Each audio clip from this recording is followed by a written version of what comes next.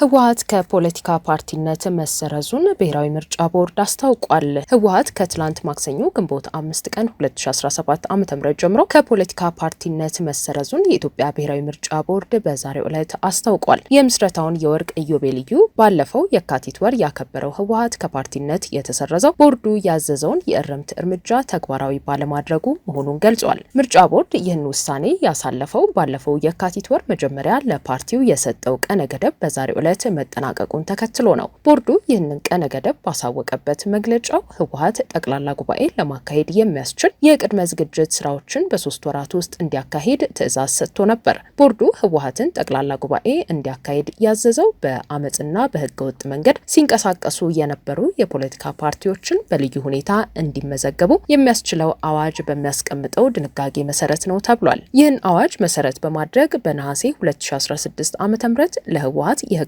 ሰውነት ማረጋገጫ የምስክር ወረቀት የሰጠው ምርጫ ቦርድ ፓርቲው የቦርዱ ታዛቢዎች በተገኙበት በ6 ወራት ውስጥ ጠቅላላ ጉባኤ እንዲያደርግ ቀነ ገደብ አስቀምጦ ነበር። ቦርዱ የቅድመ ጉባኤውን የዝግጅት ስራዎች ለመከታተል እንዲረዳው ፓርቲው ጠቅላላ ጉባኤውን ከማካሄዱ 21 ቀናት በፊት ለመስሪያ ቤቱ እንዲያስታውቅም ትዕዛዝ መስጠቱ ይታወሳል።